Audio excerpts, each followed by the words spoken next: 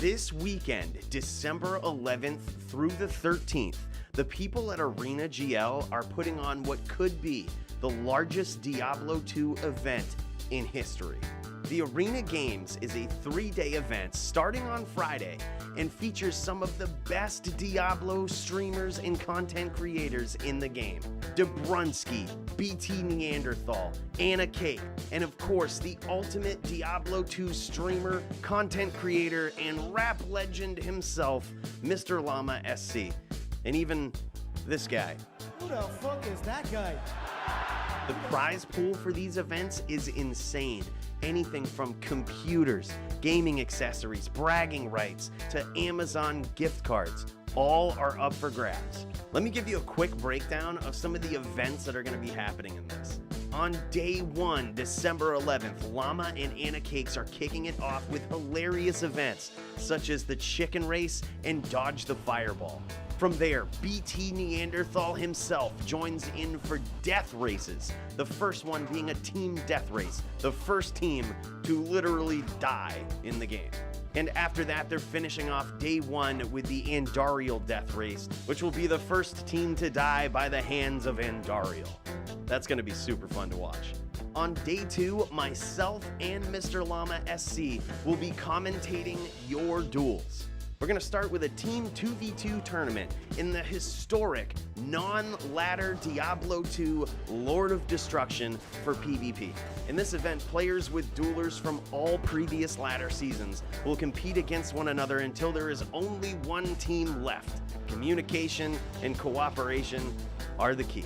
And then after that, Llama and I are going to comment Iron Man duels. This whole half of the day is going to be devoted to some nasty PvP, and we hope to see you guys there. On the second half of the day, Dabrunsky and Llama will be running Team Uber time trials. This is where teams of 2 will compete to see who can smash Ubers in Project Diablo 2 the fastest. I hope you've been watching some Dabrunsky build videos for advice, fellas. And on day 3, Llama and I are kicking it off by hosting Team Iron Man duels on Project Diablo 2.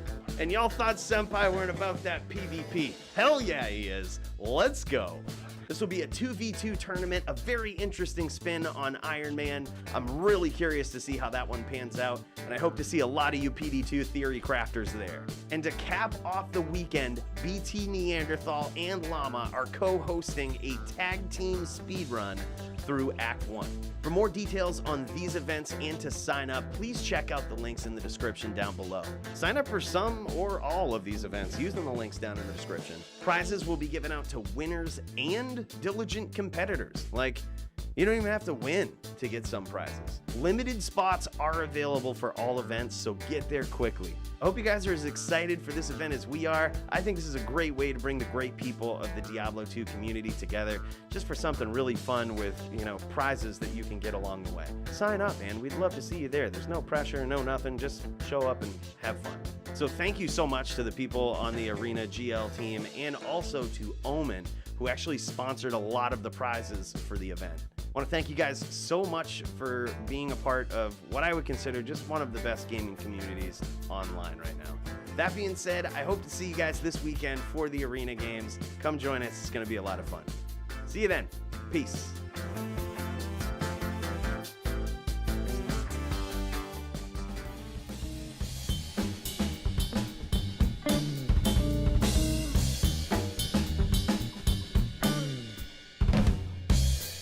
Word! That was Brad's idea. He was like, we should start up with the video you just put out on your Diablo YouTube channel. And I'm like, sure. Well, you realize that we're talking about one of the biggest Diablo 2 streamers in the game right now. Oh, I don't know about that. I mean, it's a 20-year-old game, but... Why room clean? I love your simplistic... That was awesome. Why room clean? Why room clean? Brad got motivated this weekend. All right, Tech 4. Brad got motivated this weekend. He painted these walls. I said he should have painted them green, because then we would have been able to add some sweet-ass effects in the background. But Yeah. It's not really conducive to, like, you know, someone coming right in the door and this is the first room they see, basically. They're like, what the hell's going on? Why is this room green? And you gotta explain everything. And I know. Good evening, ladies and gentlemen. What's up? Welcome to episode 50 of the SnapCast podcast. We made it, homies. By the way, this is like coming up on a year. Next week, I think, will be a year that we have been doing this. I'm super excited, man. But this is episode 50 right here, homies. So welcome to it. If you're new to the channel, this is a Magic the Gathering podcast where we talk about Magic the Gathering and a whole bunch of Magic-related things. We're geared towards the competitive Magic player with a casual interest. Filthy casual interest in finance. We're going to talk about all that stuff today, man. We've actually got some new cool stuff, a new like cool little segment we're trying to do, which I'm really excited about. Yep. Especially with everything, you know, opening up. We got a vaccine on the way. We got economies potentially opening up. It's going to be a good time. It is going to be a good time. We have our last week we talked about the Zendikar Rising Championship. This week we can talk about the winner and how much I hate the winning archetype. But there's some funny stuff with that. So Tech4 says in the chat, I should light Brad's grill on fire to celebrate 1 year next week. I was just reading that and laughing. I was like, Brad's trying to say something, and I'm paying attention to Andy over here. This is hilarious. Yes. Yes, you should. You really should. Can you imagine? Oh, man, we should pop off the 1 year anniversary of the SnapCast podcast with friggin' burgers and steak. Holy. I like this idea. Yeah. So we'll see you next week, Andy. All right. Sounds like a special guest next week, Tech4. Hell yeah. Special guest. We're going to get some, dude, You I heard would it love here to live. I would love to have Tech4 on the cast, man. 1 pound of bacon on the grill and tinfoil, of course. That's what started the fire last time. Man. Hey, Mike, play any Magic recently? Yeah. It was much similar to how I always remember playing these games of Magic. I played some Commander this weekend with this guy. And two of our longtime podcast followers, which was and awesome. Friends. And I'm going to friends. put friends first. You guys are our friends and... And I know you don't tune into the podcast because you feel bad for us. You tune in because we're genuinely entertaining and you love listening to us. And you feel bad for us. Listen, I've played bass in bands for years. I am no stranger to guilting my friends into coming out to see me perform at gigs. It's no different here on the podcast. Right. But we are pretty fortunate that our friends have an interest in this and we're willing to come out and risk life and limb to play a little bit of Mander. Hell yeah, man. Yeah. So we've got some cool stuff to talk about today. We're going to look at, obviously, some competitions, some Magic competitions, what that might mean for some card prices. We're going to look at some cool things that are going on in the Magic community that you may or may not have heard about, especially as it pertains to some card printings and reprintings.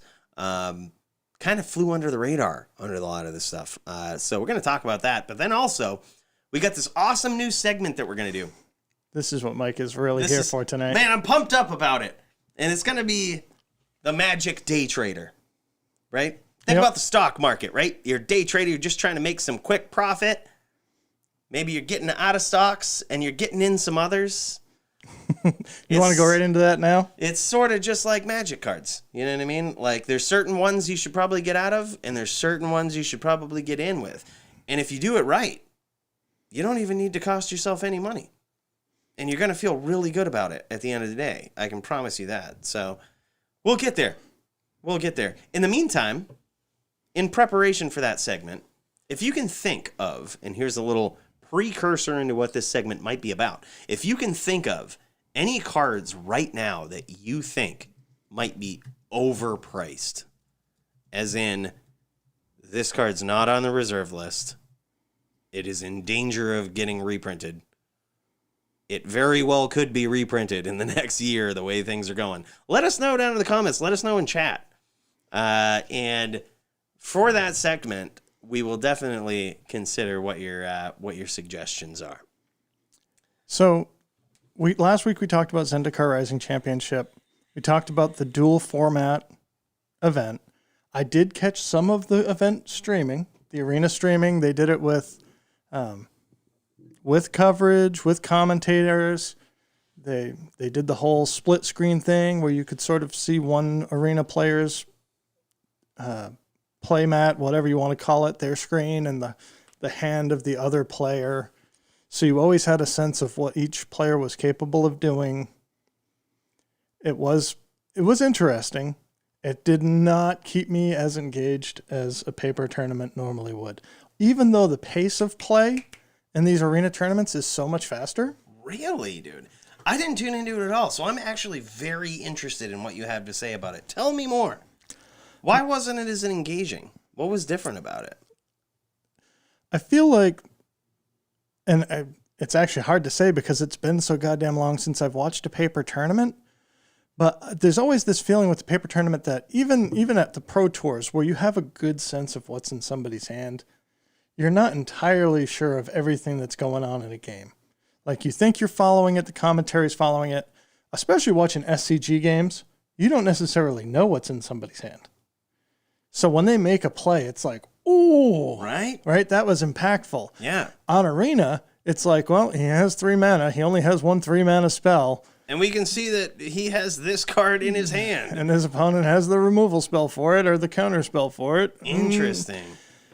And that's a great point, though, because if you can see what's in your opponent's hand, suddenly the good player in you takes over, and you're just like, I would have played it this way. And you're like, your whole vantage point on it changes.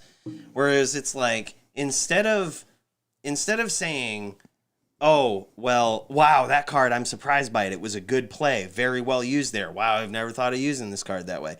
Instead, you're just like, well, you had this card in your hand. Why didn't you play this? Or why did you not counter this? Or why didn't you respond to this? Suddenly, you're like, you're kind of engaged, but in a more negative way, I would argue. I did enjoy watching the finals, which was Autumn Burchett versus Brad Barkley. Autumn was on Goblins, and our eventual winner was Brad Barkley on Azorius Control in Historic. The finals, the last, whatever it was, 7 rounds of the tournament were all on Historic on Sunday.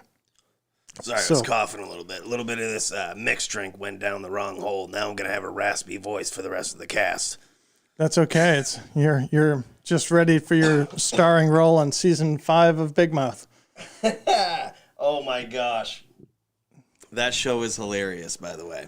And as I'm willing to take a side note on that sidebar. Sidebar. That if you guys don't watch Big Mouth, you probably should. It's on Netflix. Jeweled Lotus, absolutely. If you have, now I'm not gonna go on that sidebar yet. But we're gonna come back to that in a bit. Yes, we are. Big Mouth season 4, season 1 was mind-bogglingly good. Like, hadn't ever seen a show like that. That was just that shocking, but also that well representative of the puberty period. Like, there's just no way around it. Like, right. that was a great representation of that experience of life. And then you got, it kind of was like, season 3 I was not super stoked about, and I feel like Nikki said the same thing. They really brought it back. Dude, Brad said, email the blessed overpriced. What are these guys? Do they talk about like... We're going to get back to this. Holy shit. I'm so excited about that. Please be ready, because I want to know more. So anyway, you've got your raspy voice. You're ready to star in So what Brad was saying is I sound like the hormone monster from Big Mouth. Which... What you gonna do? Not that one. Not that one. Oh, man, it's so hilarious. But it's like Brad was saying. It's about, like, prepubescent shit in teenage life or whatnot. And you got this hormone monster that just talks in this, like, ridiculous voice all the time. He's like, yeah, man, I would definitely do that. You're going to want to pick that girl up right now. Yeah. So, Brad Barkley took down the Actually says Zendikar. way more lewd shit than that, but I just can't say it on probably YouTube without us in risk of getting demonetized. So Historic Azorius Control. He did not drop a game in the last day of the tournament, and but he was the only blue-white player in the historic portion of the game to make it to the finals. wow. How many blue-white decks were there out there in this? I don't remember. Interesting. I was kind of upset. My initial reaction when Brad told me, he's like, yeah, the historic tournament is over and blue-white control won. I'm not sure what you guys' initial reaction is to hearing that, but mine was, damn it. Yeah, I'm not super happy that the Teferi Shark Typhoon deck won. Right? Like, I kind of wanted to be like, oh, some dumbass deck you've never heard of before in Standard 1. Or look at this adventure deck. They've used this card. It's like blue-white control. When in doubt, I feel like that's the meta game. It's like, when in doubt, run blue-white control because it's always good every Standard meta. Well, I mean, when you have legacy playable cards like Narset Parter of Veils, Graph Digger's Cage. One card that we have talked about before on this cast, which you and I have both agreed, this card is really good. And a lot of people are overlooking it because it's 5 mana. But Teferi, Hero of Dominaria, this card is so good. It's a win condition unto itself. It's card advantage and a win con. It's control, card advantage, win condition. This card is really good, man. So, like, I was a little upset that blue-white control won, but I was super pumped when I saw that it had 4 Teferi Hero of Dominaria in it. I was like, all right, well, now we're talking. Now we're talking about some exciting sort of deck in blue-white control. I'm sort of surprised that it didn't do better overall, seeing that, and I remember looking at it last week, so much of the field was adventures and sacrifice, and these decks that are heavily reliant on creatures on the graveyard. And so with a deck like this that can play 4 Wrath of God main deck, 4 cast out, 3 baffling ends, and then so you can deal with all the creatures, you can catch up from behind, and you can counter the things that matter, that are actual problems. So you can counter, you can disdainful stroke that the big green tree that I can't think of I always want because the dude, he's one of the avatars. No. I'm talking about the artifact that makes 2 mana, creature enters and it gets a +1 counter and you draw a card. Henge, Great Henge. Jesus. Yep, Great Henge. I swear, you guys, I don't even smoke that devil's lettuce before we go on cast. He's on his second rum and coke. Don't let him lie to you. Well, yeah, because I am too. We're both in this together. But with a format that you know is so heavily based on creatures and just having to counter the big things, like you can keep them off Muxus and then counter the Muxus. I just don't. I'm surprised that more blue-white players didn't do better, and watching this guy not lose a game was like, obviously. Right? This is the obvious choice. You kill everything and counter what matters. I'm sorry. My mind is forever tainted. And maybe this is the big mouth and me kicking over, but like, I'm forever tainted. Whenever I hear the name Muxus now. Muxus. I think about that Legacy. What was it? Legacy? Yeah. It was a Legacy deck called Muxus Fuxus. I'm not even kidding you. I'm not even shitting you. This was on MTG Top 8. Deck called Muxus Fuxus. It was a goblin deck with Muxus in it. And now, every time I hear that name, I'm forever tainted. Every time I hear Muxus, anything based on that, it's just, I instantly chuckle a little bit inside. I take it as a joke, but I know it's not. That card is nasty. So, 183 players. Mono green aggro was the biggest one. Let me just look at historic Zendikar Rising Championship. Again, blue-white control. He was the only one to make it into the top 8. Beat goblins in the finals. There was 4 copies of the 4-color control and 2 copies of Sultai control. So what you're telling me, there was a Muxus Foxus in the number 2 deck? There was 4 Muxus Goblin Grandee in the number 2 deck. God, that card is real, man.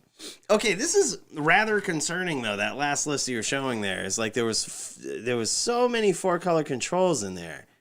Mm-hmm. Is Historic a control format right now? Did they ban too much shit? Or is there just too much broken shit out there where you need to be running a control deck? Yeah, I think like goblins are just so crazy that you sort of need to go bigger. So these decks that are Uro decks is really Uro deck. Really, Uro.deck, Uro.deck. How much do you think that Uro is in danger and of then getting Yasharn lets them beat out Historic? the sacrifice decks, so the sacrifice decks have no choice, no shot. Do you think Uro's in danger of getting banned in Historic? No. No? Nope. Even seeing a top 8 like this, where literally, hold on, 6 of the top 8 decks had Uro in them. You don't think so? Honestly, I don't. This is just the top 8. There were a lot of them in the overall meta. I wonder if we can actually see. Can we see? Click on Uro's price right now. Actually, next time you go into something that has Uro, it's in every friggin' format. You're bound to find it somewhere. Still $50 after a banning in standard. Mm-hmm.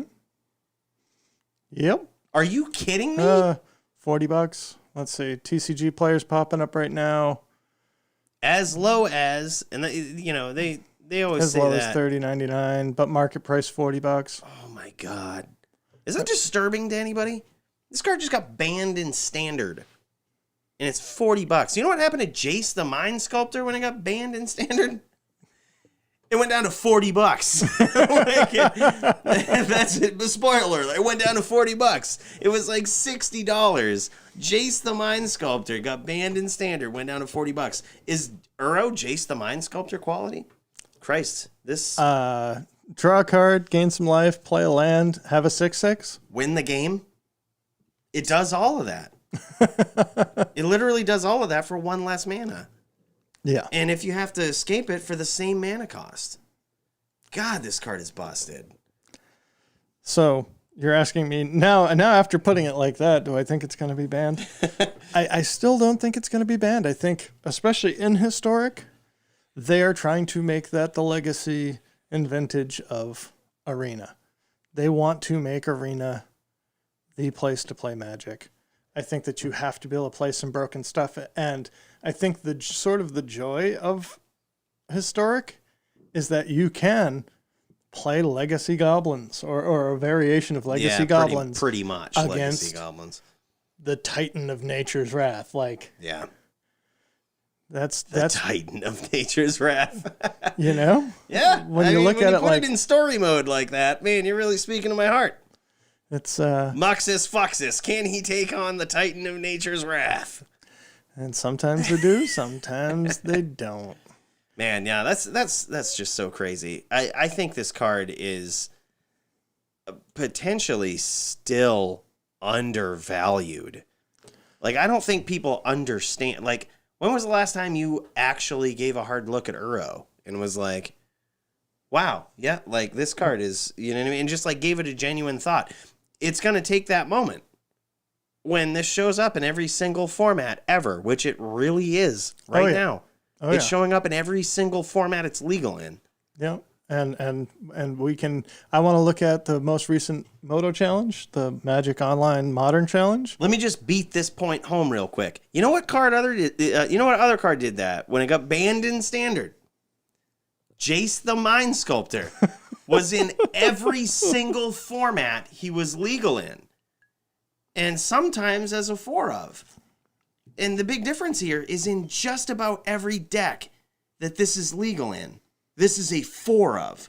And it was printed at Mythic. This card is nasty, man. And potentially, I would argue, undervalued. And I know it sounds really weird because this card is like $40. But Jesus Christ, it's not getting any damn cheaper. Well, and again, we talked a lot about this last week, but card prices right now are not predicated on paper play. They're predicated on sort of speculation and general hype. Right. When people actually need these to play in paper in September, October, You may be right. This may be an $80 mythic, which And think about it. Like, if you were trying to speculate, remember how sometimes we talk about what format's going to come back when people can actually play on a tabletop again. Well, guess what? With this card, it doesn't matter. It's in all of them. Everything it's legal in. It's being played in. It's being played in. It's being played as 4 of. So whichever one you bet on, this is your horse in the race. It's even a popular commander. Yeah, dude. This is just so stupid. Like, you wouldn't even let it... This is the crazy thing. Oh my gosh, I'm so glad you brought that up. No one thinks about this. It's a legendary creature, right? It can be used as a commander. You can cast it for 3. And when it goes to the grave, right? Not only can you recast it with its escape cost, right? But if somebody exiles it from the grave, if someone gets real crafty and they're like, exile your graveyard, you can choose for it to go back to the command zone. Well, you can just choose for it to go to the command zone yourself. You can, at any point. If it gets exiled... Or it goes to the graveyard. Yeah, if it gets exiled from anywhere, you can choose for it to go to the command zone. So, like, this is probably why this card is still $40. Every format it's legal in, it's a beast. You can even use this as a commander, dude, with basically no drawback. So one of the things that I always ask myself is, what's the likelihood of a reprint, especially if I'm trying to determine... We're talking about the play value of the card. Let's talk about the price cost, like the price value. What could tank the price on this? A reprint or a banning out of another major format. Like if this was banned in Modern, it would probably drop to $20. Or if this was banned in Historic. Or if it was banned in Historic. But again, nobody plays Historic in paper. And nobody actually pays cash money for a card on Arena. So even if it was banned in Historic, what does that do to the card price? Which is sort of why I preface this with, like, what do you think are the odds of this being banned in this format? Because that's, I think, very crucial. This is very volatile. This is one of your volatile stocks right here. One of your penny stocks, right?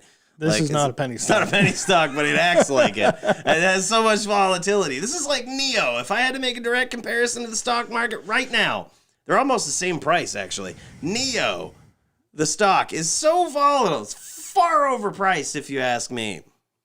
Neo is a Chinese electric vehicle manufacturer. Wow, I'm so glad you know that. but either way, it's like not too cheap where you want to invest in it. But at the same time, it's probably a good investment. Right. You know what I mean? Oh, yeah. I've got one of those on my cards to talk about list this week. The only place that Uro could see a reprint reasonably is in the next Challenger deck series. Are they going to put 4 Uros in next year's Challenger deck? Hell no. 1 at best. We have seen that those really don't tank the prices. Like, that was the first big reprint for Chandra 4. Chandra Torch of Defiance was in one of those Challenger decks. Didn't tank the price, really. Brazen Borrower didn't tank the price on that when that was in the... All of these were one-ofs in those decks. So, that's the only place that I see Uro getting reprinted. So you might be right. Even though Uro is costly, it's a pretty bold move at $40. It's probably not getting cheaper ever. Yeah, and it's one of those things. I'm glad you brought up that that's one of the only opportunities that they're going to have to reprint this. I think you're right. And now that they've banned it out of Standard, I don't think they will. I don't think they will print it in one of those Challenger decks because they're not in Standard. Right, that's actually you know what I mean? Because point. They're not in Standard. And here's the thing about Uro. I think Wizards of the Coast is kind of looking at this card and they're not sure how to feel about it. Do you reprint a card where you're not sure how to feel about it? Let's take a look back in history. No, you don't. It was a long time before they reprinted Jace. It was a long time before they reprinted Jace, and it was just after they figured out how to feel about it. And they're like, this card is actually not that busted. We should probably have it in Modern. Let's reprint it, and let's reprint it a ton of times. They don't know how to feel about Uro right now. It's taken over every format. They're not just going to willy-nilly reprint this thing. Like, it's sort of in a weird zone right now where it's been banned. It's still dominant. And this price is just like, I mean, you can't predict bannings. But that's, like I said, why I prefaced it with this. What do you think of the odds of it getting banned in Historic? Because it's very crucial on whether or not you should invest in it at this price. If you don't think it will, if you're an avid player of Historic and you think, nah, there's no way Euro's getting banned, then buy this card because it's not getting any cheaper, right? Like, it's not getting any cheaper. They're not reprinting it anytime soon. They don't know how to feel about it yet, and it's so dominant. Very good card, man. We just went off on a wicked tangent, but let's get back to this. No, actually, I think that tangent is actually a transition. And so the only other place that I think that this could be reprinted is in something called The List, which I have mentioned offhand on previous casts, but I realized when we were talking earlier today that we've never really talked about The List on here. So this is what I was referring to in the beginning of the cast, or things that might have run under your radar in this, recent season of, reprinting these big sets or whatnot. Tell them about The List, Brad. What is this? So The List is a device that WotC has created to inject reprints of a smattering of old cards in different frames and art styles into booster packs. What kind of booster packs? Do I have to buy certain ones? Right. So you're not going to get cards on the list only show up in set boosters. And they only show up in about 1 out of every 4 set boosters. So there are draft boosters, which you would sit down and do a draft with. And then there are the set boosters that have sort of this weird amalgamation of cards and rarities that don't fit the traditional model that we've come to expect after 5-10 years of playing Magic. So like set boosters of the current set that's out, like Correct. I have to buy like a theme booster basically. So it's not a theme booster. Not a theme, but it's right, because that's a different product. Right. So I don't want to go into the makeup of a set booster, but you can buy a box of set boosters. Let's just call it that. It's supposed to be more playable cards for people that are not interested in drafting. So they don't necessarily have all the components of it. They don't necessarily have all the components raritied correctly to create a good draft environment. Like you might actually get more playables in set boosters than you would in a draft booster. But what they have done is 1 in 4 set booster packs replaces the ad card, the little advertisement that would be in the back, with a card from the list. The list is 300 cards deep. Damn. And cards like Brazen Borrower are on the list in the showcase art. Dude, let's bring up the list and show it to these guys, and we'll try to like articulate this. So, basically, and by the way, on that point, before I forget this, don't let WotC tell you what to do. If you want to draft these, go for it. I'm sure it would actually be pretty fun. But so this is the list. This is what we have going right here. This is a collection of cards that is on the list that could randomly appear in, any of these boosters, right? I mean, you obviously have some, you have hit or miss cards. You have some misses, or like Relentless Rats. I mean, who the hell wants to crack some, like, especially if it looks like that? It looks just like the original. I'd be so pissed if I got 1 out of 300 Original frame, chance. original set symbol. Yeah, I would be so pissed if I got that. Like, there's a 1 in 300 chance. Literally, all of these are equal. We looked this up beforehand. No, remember I was wrong. You were wrong about it.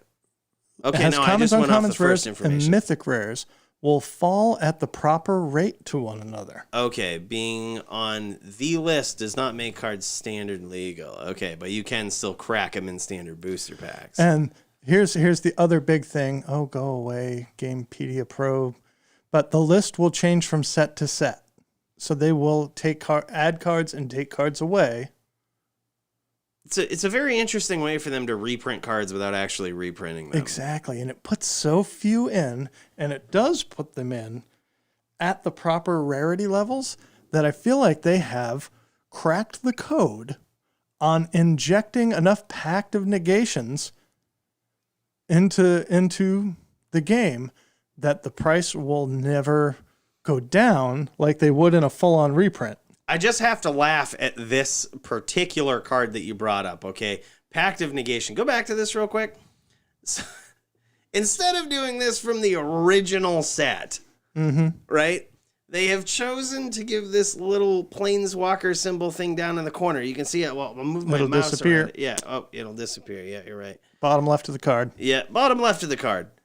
Instead of choosing to do that on the original set that this is from, they choose to do it from a reprint set, saying this is a reprint of a reprint. That almost breaks my heart a little bit. I'm not sure how anybody else feels about that, but that's a little cheap, Wizards. You ought to bring back the original Pact and Negation. When thinking about can a card catch a reprint? Well, the list being part of every set going forward certainly increases the odds that they're going to inject some. And there are certainly some high value cards on here. Land Tax is on the list, reprinted from Battle Bond. But that Another hasn't reprint of a reprint, if you ask reprint me. of a reprint. It hasn't changed the price. Emrakul the Aeon's Torn hasn't really changed the price. Original Rise of the Eldrazi art. Training Grounds. And in some cases, the list version is actually higher than the original. And we can look at one of those because we talked about this earlier when we talked about Nykthos, Shrine to Nyx. So we had talked about this card earlier today and thought that, we got a kitty on the cast. Oh, man.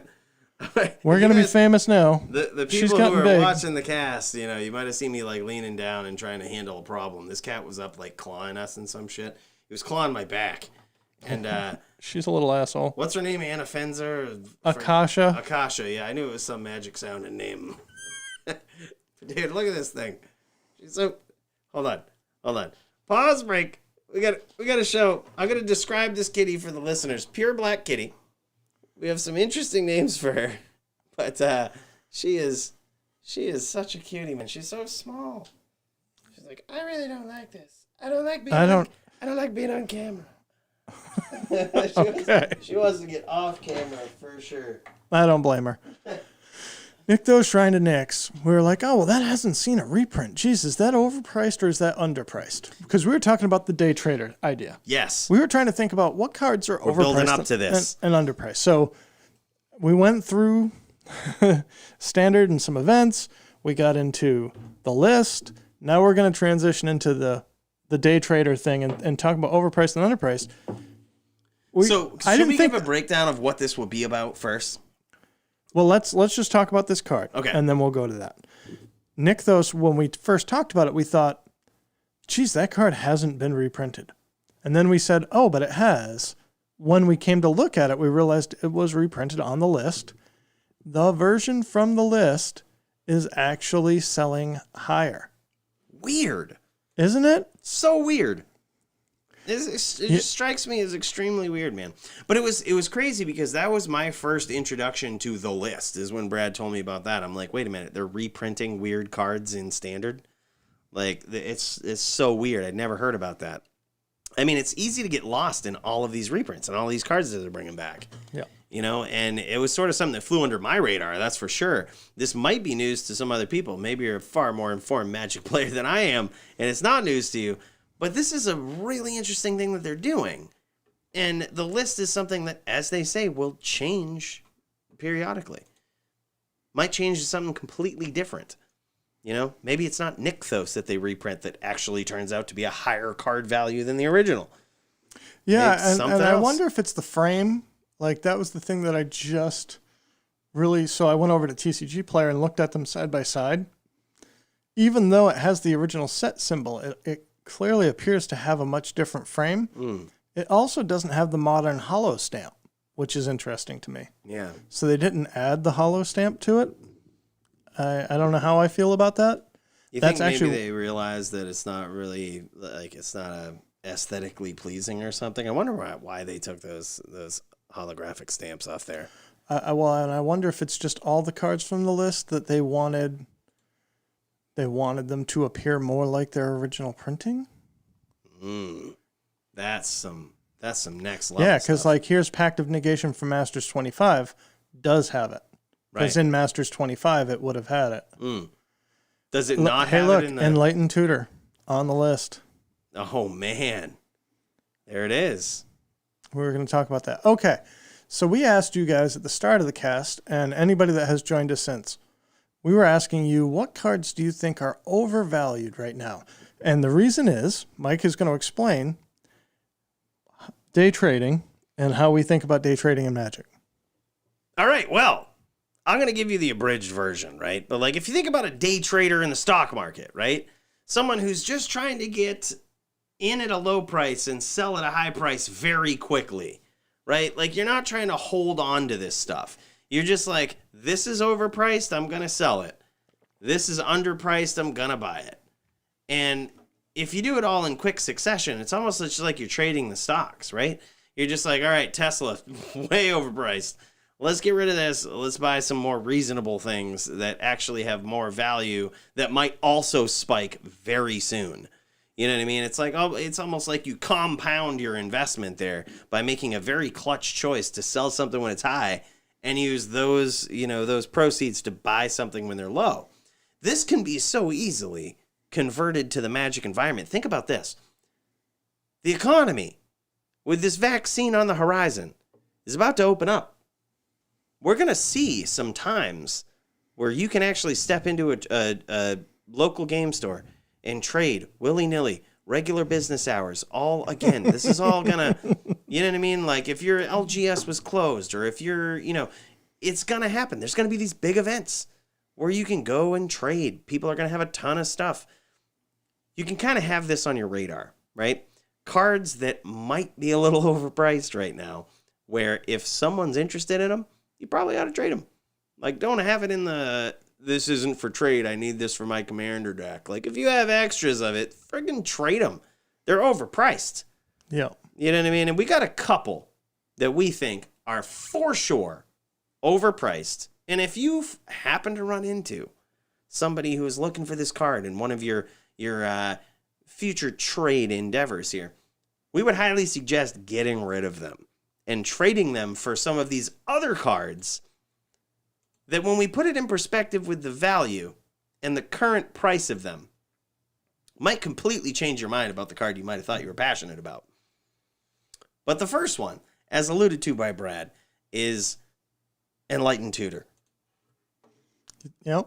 So, now, I feel kind of bad saying that because after I had suggested it, I found out Brad recently traded for one. However, I personally think this card's a little overpriced.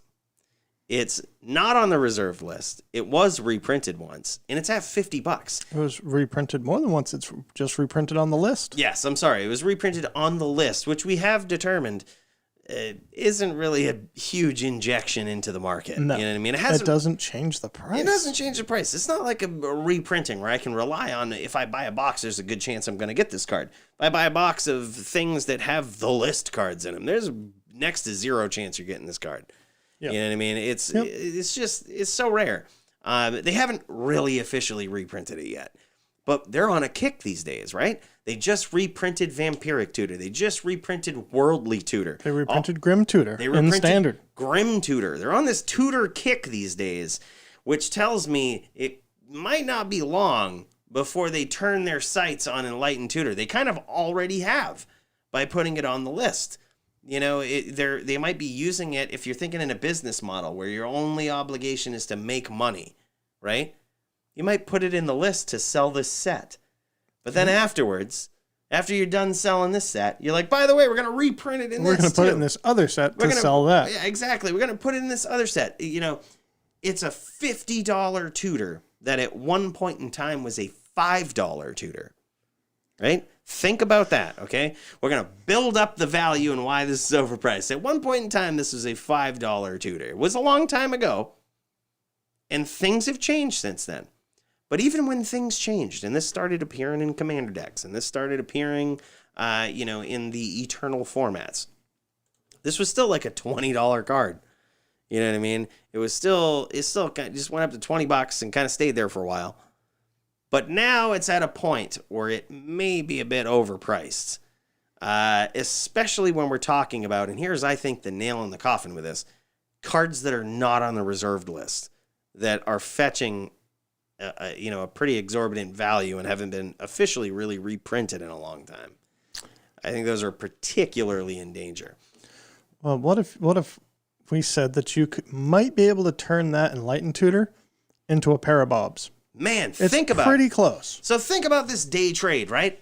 Like, think about this. You have a staple in Commander and in some Eternal formats to basically a staple in just about every format he's legal in, Bob, right? People are using this for sure. Dark Confidant is about half the price, just under half the price of Enlightened Tutor, right? If you put it in perspective, Bob used to be a $70 card at one point in his life. More expensive than Enlightened Tutor is right now. And when you think about it like that, this guy is used in more formats than Enlightened Tutor. He's arguably better than Enlightened Tutor in a lot of situations, especially in his color. If you think about the fact that you could trade one of your Enlightened Tutors for two of these guys, it kind of puts it all in perspective. Well, and Double Masters in general are a fantastic buy. I absolutely cannot disagree with that. And so one of the things, there's a couple of finance concepts. One is dollar cost averaging, which is if you're speccing on a card and the price goes down from when you bought it, you can buy more copies and the average of all of your copies get cheaper.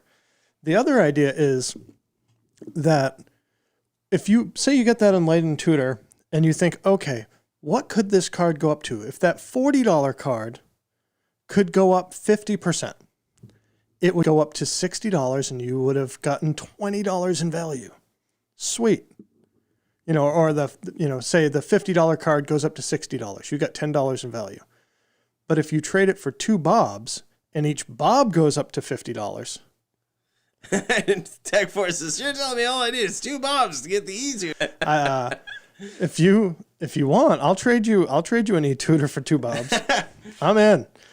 But when you think about the eternal value of it, is what you're saying. Yeah. Like it doesn't quite make sense where the prices are at with those cards. So this segment is sort of combining two concepts, right? Cards that are probably underpriced and have, hit one of the bottoms, if not the bottom that they'll ever hit, versus cards that are probably overpriced. They might go up a little bit. This is what Brad was saying. Enlightened Tutor might run a little bit. Maybe it'll go up to $60.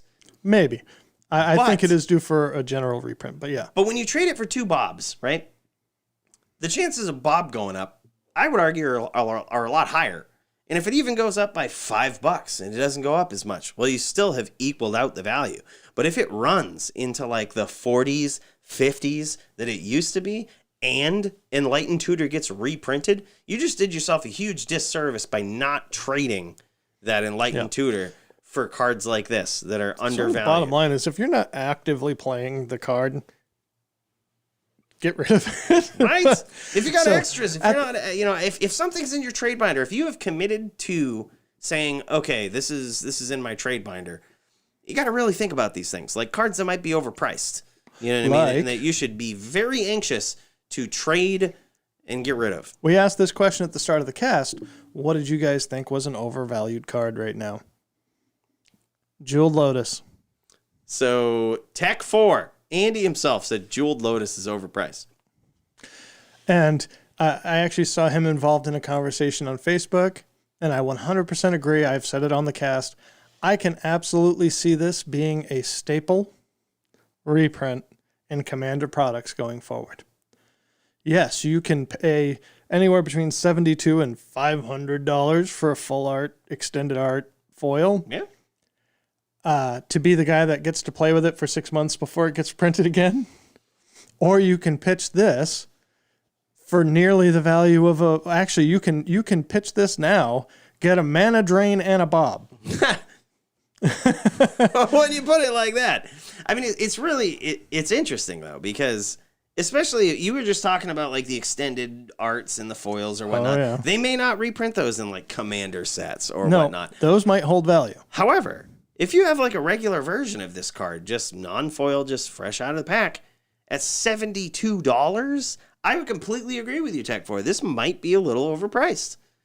Like, what mythic do you know now that has been printed in the last couple of years that maintained a price of $70+ without getting reprinted? Well, and Tech Force's Mana Drain plus Bob is ridiculous, but I just looked up Mana Drain earlier because I realized that that's one of the few cards that I would really like to have for my EDH decks. Mm-hmm. And the most recent printing, Iconic Masters, Commander Legends, they're selling about $50, $55. Which, this is what we predicted in a couple of episodes ago. Is we said this might go down to what it was at its max before it got reprinted. Yeah. Because the interest in this card just soared. And, Every time it gets reprinted, the interest in it soars. Exactly. So now we're seeing that. It's actually a little, it's actually just about that price, $55, $56 for a Mana Drain. Right now, you can trade that non-special Jeweled Lotus that you just cracked, right? Not foil, not extended art, not anything. I love the way you put it. You can trade it for just about a Mana Drain for a and a Bob. Mana Drain and a Bob, just about. It's a little bit. I mean, it's pretty close value. And so I don't know. I actually would be interested to hear your opinion on this, but I also see this as diversifying your portfolio. Oh, I would completely agree. Swat that cat. Don't even feel bad about it. Oh, man, I can't do She that. starts clawing your leg.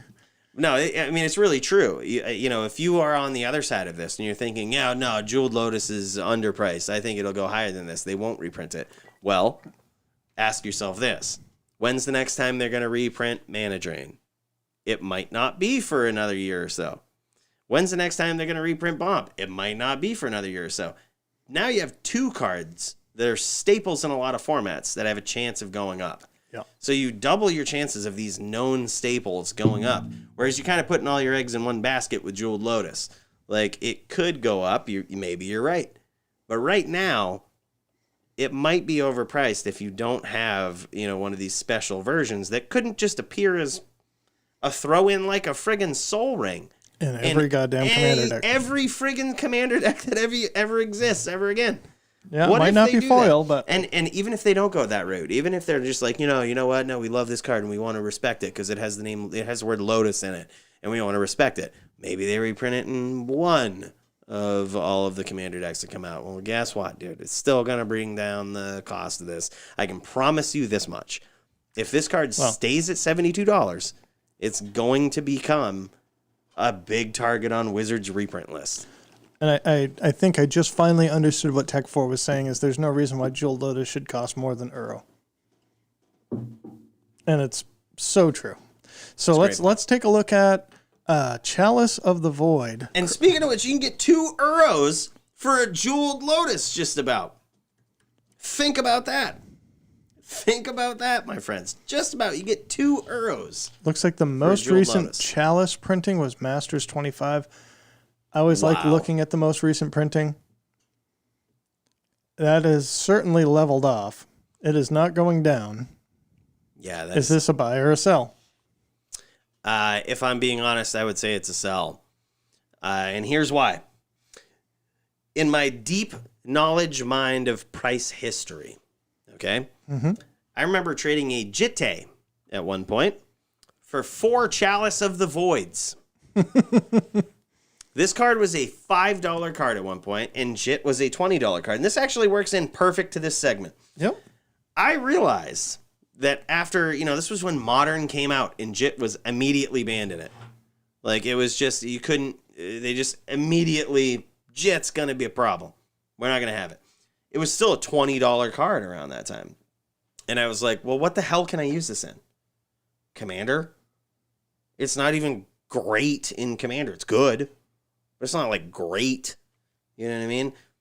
Chalice of the Void, on the other hand, I was like, you mean to tell me that I can slam this card down for 0. And at the time, it wasn't restricted in Vintage.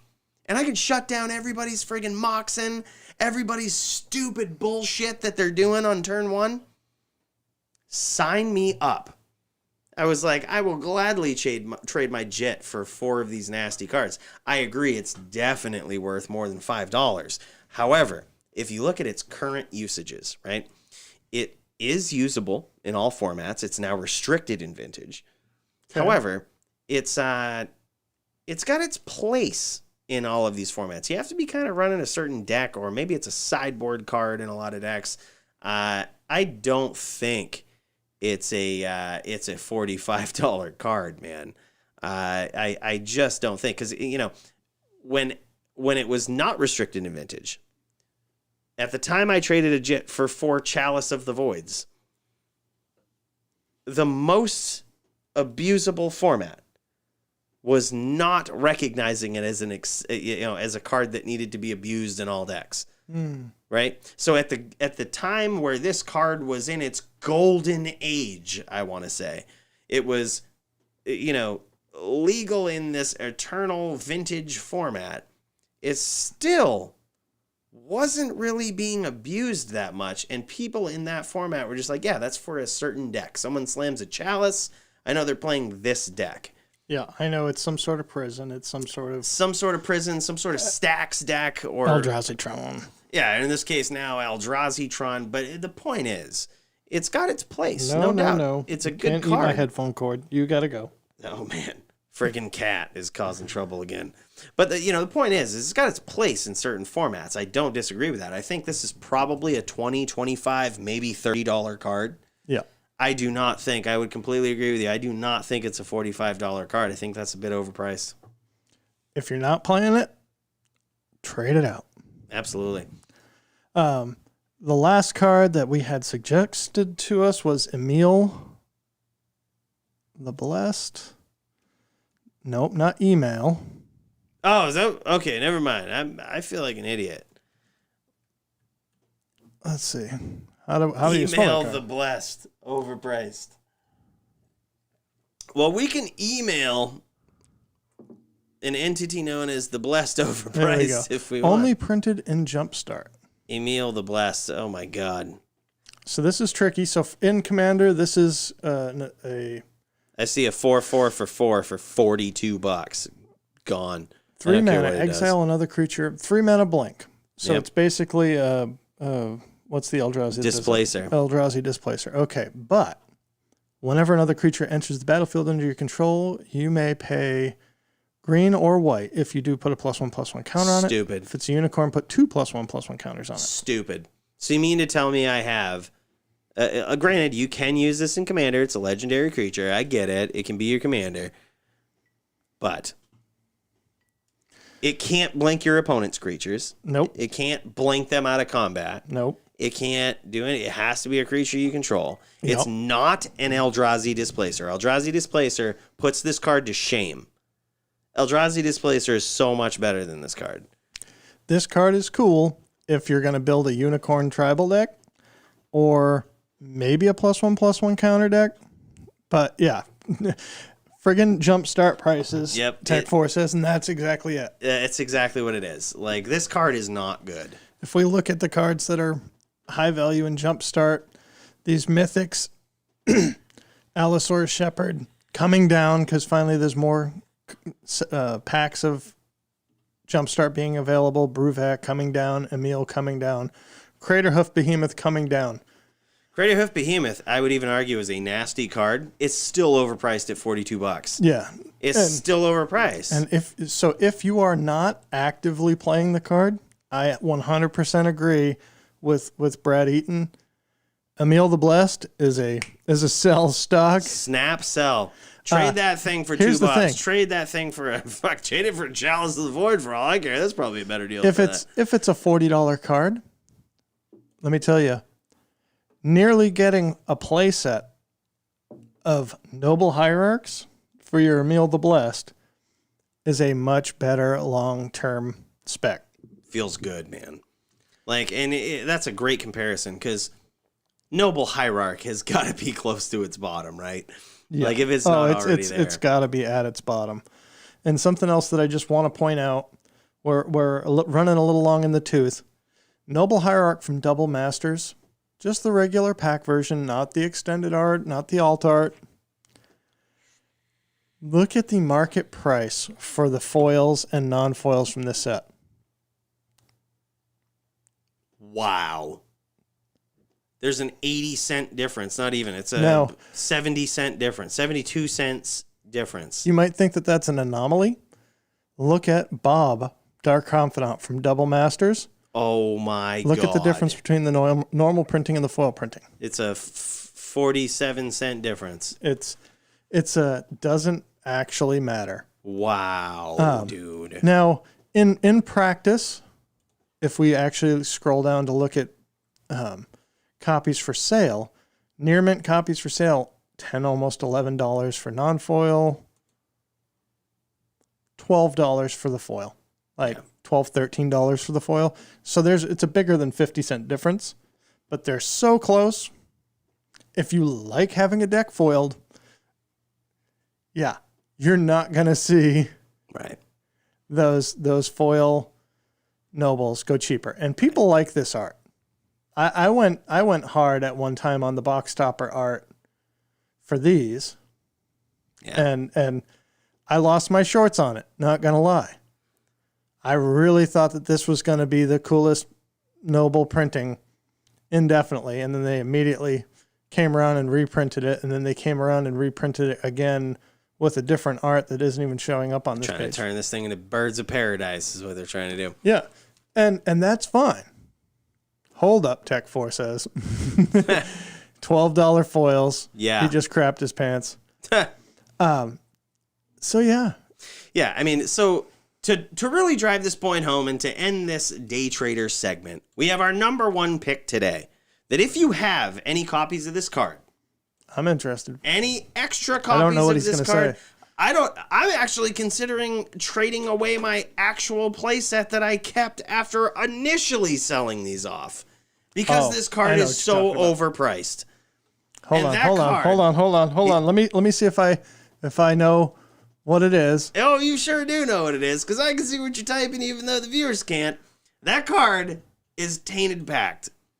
This card is good, but Stay it's away not from the foil. But it's not real good. Like, it's not real good. Let's talk about this card for just a minute. Tainted Pact, currently going for around $65. This card is an instant 2-mana tutor. Search it says remove the top card of your library from the game. You may put that card into your hand unless it has the same name as another card removed this way. Repeat this process until you put a card into your hand or you remove 2 cards with the same name from the game. So what does this tell you? First and foremost, it's only good in Commander. This is not good in any other constructed format. Where you're Mark my words. Cards with the same name, yeah. It's only good in Commander. Singleton formats. We'll say singleton formats. And it's only abusable. Yes, it's only good in singleton formats. And it's only abusable in decks that run Thassa's Oracle. And Jace Wielder Mysteries. Yeah. And guess what? People aren't running those decks anymore. People aren't doing that. This is not a card anymore. And it's $65. Now let's put it in perspective. And it's not on the reserve list. And it's not on the reserve list. So let's put it in perspective.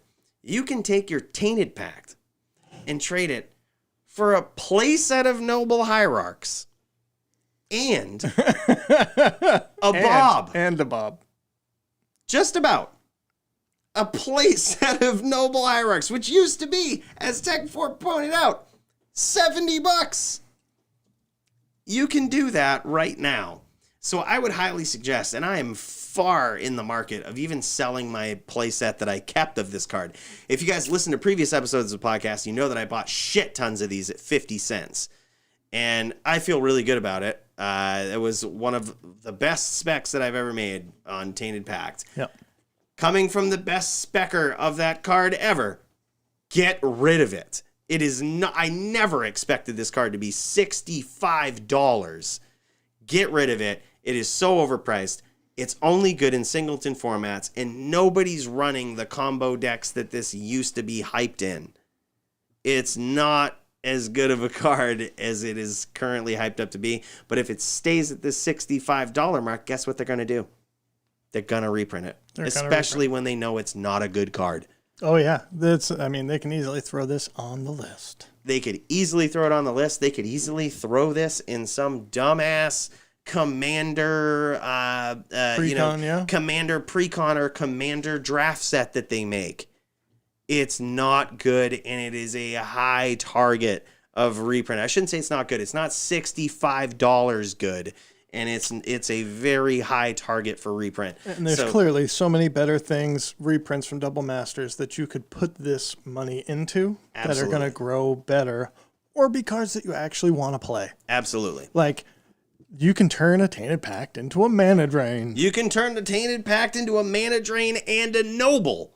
Or, as Tech4 pointed out, a playset of foil Nobles and a foil Bob. Yes! Reach over there and hand me one of those boxes. Absolutely.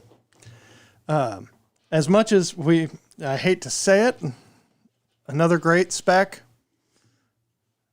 Don't open. Dead inside. Dead inside. Oh!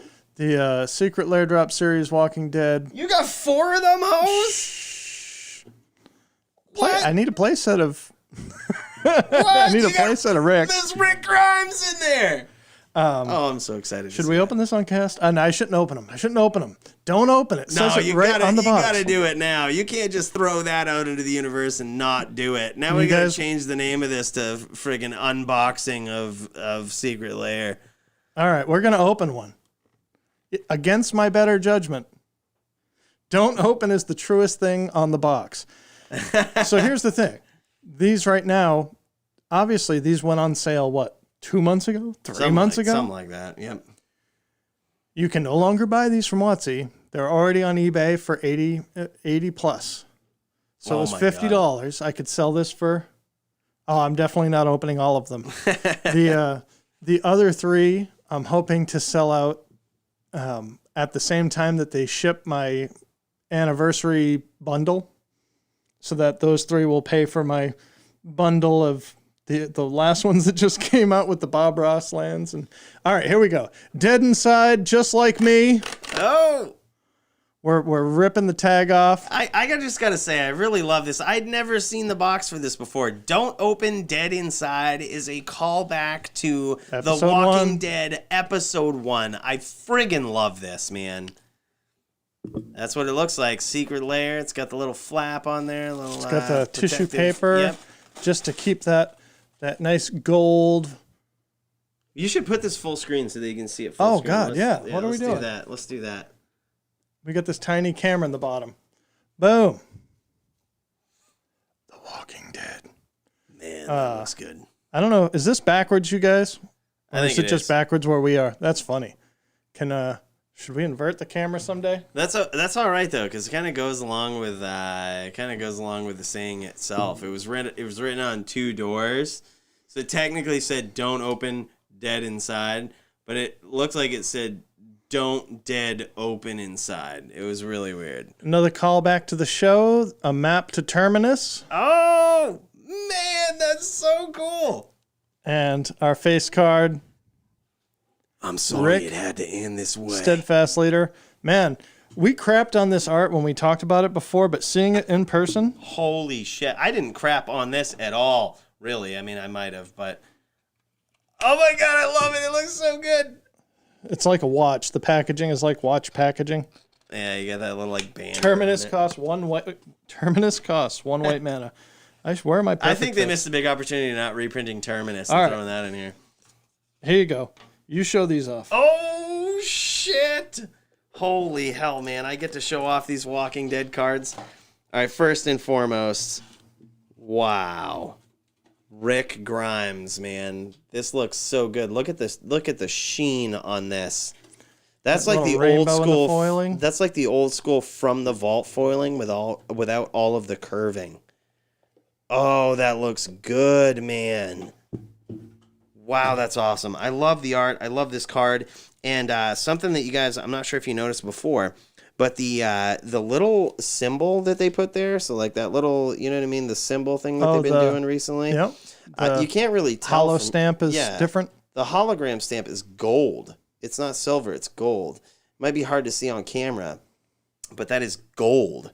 That is really cool. So there was something hiding under the packaging. Tech 4, we already knew what it was, but I am going to save this. This is my card that I'm going to show off. Oh, man. All right, so I'm just going to flip through these really quickly. This is Daryl. I mean, you guys have seen the spoilers for these already, but wow. But the foiling is really nice. It really is. Like, I just want to show off the sheen on this. Like, they all look like that from the vault foiling.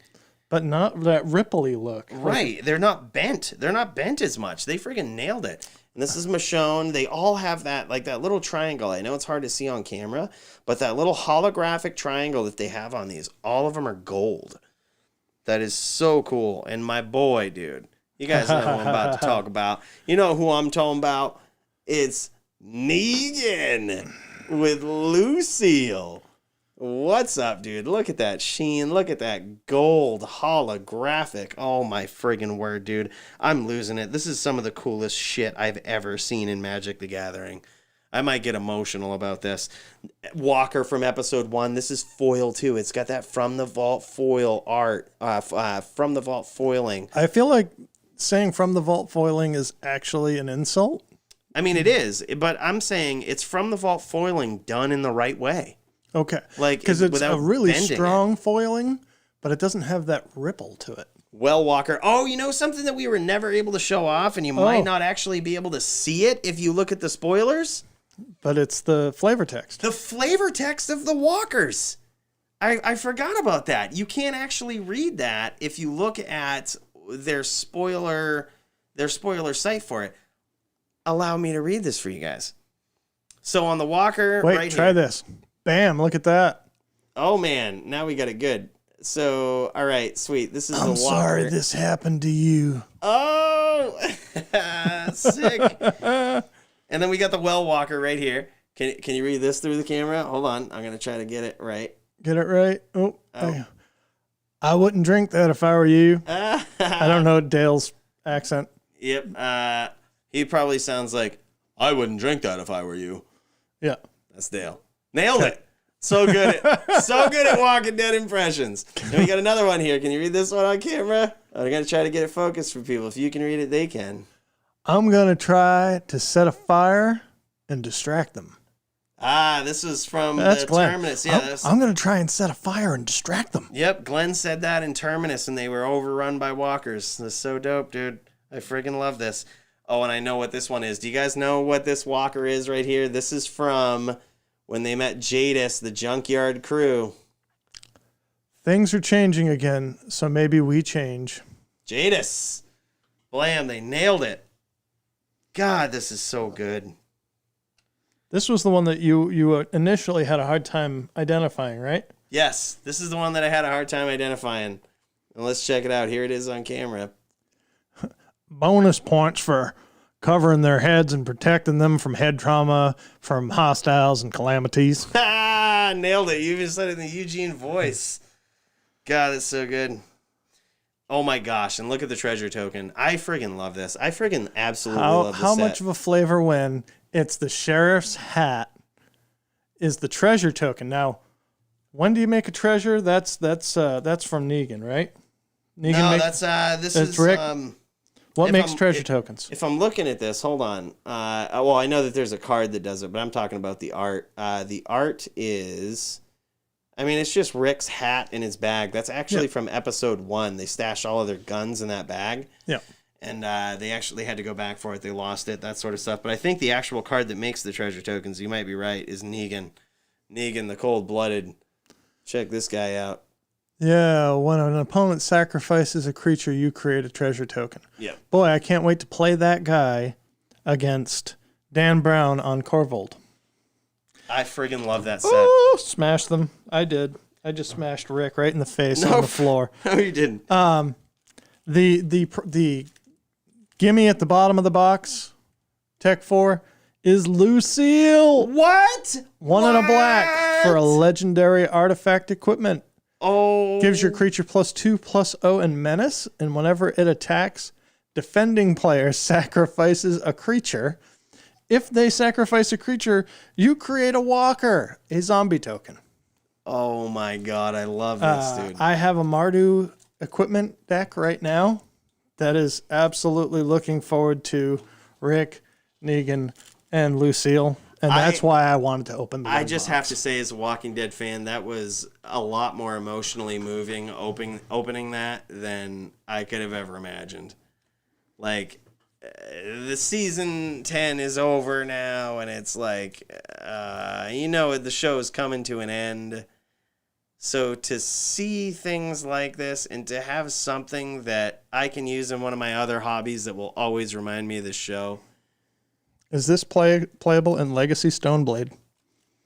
Equipped a creature gets +2 as menace whenever it attacks. No, not really. It's junk. I mean, it's junk equipment. If this said anything besides Lucille, I wouldn't like it. I'm not going to lie. If this said, Club of the Ages, I'd be like, this is a trash card. But for the fact that it says Lucille and it's got the actual Lucille from the show, blood on the bat and everything, dude. Barbed wire wrapped baseball bat with blood on it. I friggin' love it, man. This is such a good card. You guys have been listening to the SnapCast podcast with your host every week, Michael Cooley. Good to hang out with you, brother. Hey, absolutely good hanging out with you too, Brad O'Brien. If you guys haven't already, please subscribe to the podcast. Give us a good old like. And if we have given you any sort of valuable information in this cast, if you are picking up even some of the things we're putting down, like, share, subscribe. Tell your friends about us. Get the word out there. We are trying to get to that 1,000 subscriber mark. We're going to try to do it, man. We're going to try to get to 1K. That's our goal. Help us get there, man. Spread the word. Spread the podcast. Not the plague. Take care, guys. Have a great week.